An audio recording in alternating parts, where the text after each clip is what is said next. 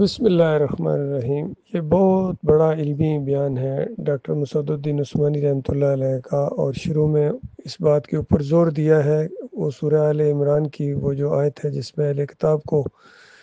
کہا گیا کہ آؤ ایک ایسی بات کے اوپر جو ہمارے اور تمہارے درمیان مشترک ہے کہ ہم اللہ کے علاوہ کسی اور کی بندگی نہ کریں اور اللہ کے ساتھ کسی کو شریک نہ ٹھہرائیں، اور اللہ کے علاوہ کسی اور کو ہم اپنا رب نہ مانیں۔ پھر وہ روایت لا کے ڈاکٹر صاحب نے اس کی تشریح کی اور زور دیا کہ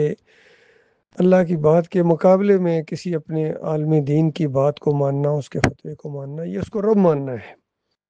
بالکل یہی معاملہ ہوا ہے جماعت کے اندر۔ یہ سجدہ تعظیمی کے حوالے سے جماعت والوں نے اللہ کی بات کی سجدہ شکر تھا، اور پورا خاندان شکر گزاری کے طور پر اللہ کے سامنے سجدہ ریز ہو گیا۔ اس کے مقابلے میں محمد حنیف کی بات کو انہوں نے مانا ہے کہ سارا خاندان سجدہ تعظیمی کے طور پر کہتے ہیں کہ یوسف علیہ السلام کے سامنے سجدہ ریز ہو گیا۔ یہ انہوں نے اپنی دعوت القرآن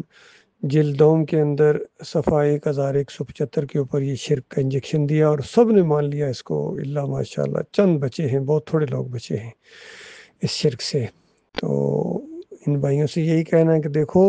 اللہ کی بات مانو، اللہ کی بات بالکل واضح ہے۔ تمام انبیاء توحید کی دعوت پھیلاتے تھے، اللہ کو سجدے کرتے تھے، اللہ کو رکوع کرتے تھے، اور اس حوالے سے سورہ مریم کی 58 نمبر آئے تو بالکل فیصلہ کن ہے، جس کے اندر تمام انبیاء کا ذکر ہے، اور نام لے کے وہاں یعقوب علیہ السلام کا، بنی جو ہے اسرائیل کہہ کے، اور ان کی اولاد میں جو نبی یعنی یوسف علیہ السلام، یہ سارے کے سارے انبیاء تھے۔ جب ان کے سامنے اللہ کی نشانی آتی تھی تو اللہ کے سامنے سجدہ ریز ہو جاتے تھے، شکر گزاری کا سجدہ کرتے تھے۔ پھر نبی علیہ السلام کے بارے میں بھی آتا ہے، جب بھی کوئی خوشی کی خبر آتی تھی، بڑی بات ہوتی تھی، فوراً اللہ کے سامنے سجدہ ریز ہو جاتے تھے۔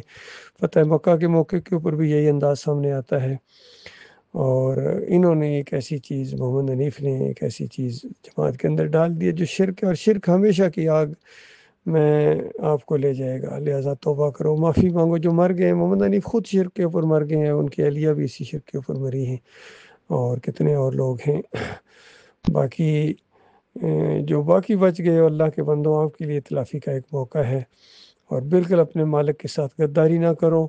اور جن اصولوں کے تحت بڑے بڑے علماء کو طاغوت قرار دیا گیا ہے، بالکل اسی اصول کے تحت یہ محمد حنیف بھی اب طاغوت کی حیثیت اختیار کر گئے، جو ان کا کفر نہیں کرے گا۔ جو مرضی کہتا رہے، وہ کہتا رہے کہ میں اب اللہ کو سجدہ مانتا ہوں، اس کا یہ بات بھی نہیں مانی جائے گی، کیونکہ طاغوت کا کفر کرنا ایمان کا لازمی حصہ ہے۔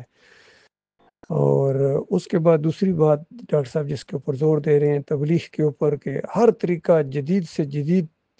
ٹیکنالوجی کو استعمال کیا جائے تاکہ تیزی کے ساتھ یہ توحید کی دعوت پھیلے۔ تو اللہ کے بندوں غور کرو۔ پھر دوسرے ایک کلپ کے اندر ڈاکٹر صاحب نے ویڈیو کے استعمال کو بھی ایمان اور اسلام کے لیے بالکل جائز قرار دیا ہے، اور بتایا ہے کہ یہ جو کچھ لوگوں کے دماغوں کے اندر یہ چیز ہے، خاص کر محمد حنیف کے دماغ کے اندر بھی یہی چیز تھی کہ اگر ویڈیو کا استعمال کیا گیا تو وہ تصویر کے زمرے میں آ جائے گا۔ ڈاکٹر صاحب نے کہا نہیں، تصویر کے زمرے میں نہیں آتا ہے، اس کے حکم میں بالکل نہیں آتا ہے، اور ایمان اور اسلام کے لیے بالکل جائز ہے۔ تو بالکل اسی بات کو مد نظر رکھتے ہوئے ویڈیو کا استعمال شروع کیا گیا پوری طرح مشورے سے، لیکن بعد میں یہ کچھ لوگوں کے دماغوں کے اندر ایسی چیز آ گئی ہے، اور بہت ہی جھگڑالو قسم کے یہ لوگ واقع ہوئے ہیں۔ اور اسی طرح ہر گروپ کے اندر ایک دو جھگڑالو قسم کے لوگ ہیں۔ اور اب یہ محمد حنیف کی جو جماعت، جس کے اندر عبداللہ عمر درانی امیر بنائے گئے، یہ بھی بہت،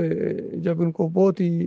پیار محبت سے بھی، ہمدردی کے تحت بھی ان کو کوئی بات سمجھانے کی کوشش کی جائے تو آگے سے جھگڑا کرتے ہیں، منہ پھیر لیتے ہیں، اور سمجھتے ہیں وہ دینی کام کر رہے ہیں۔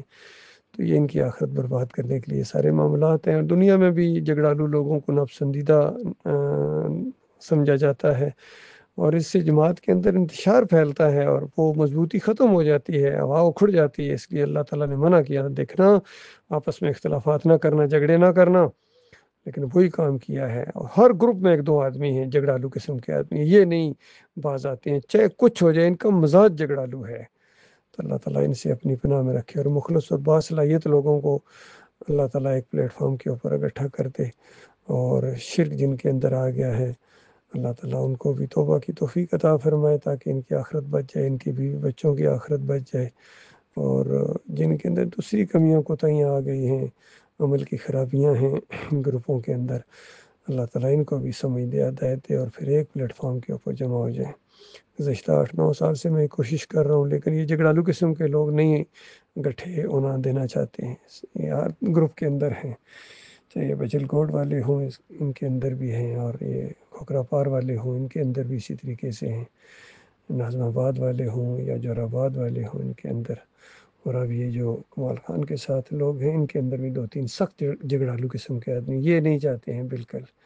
اللہ تعالیٰ ان کی شر سے ہمارے بھائیوں کو بچائے۔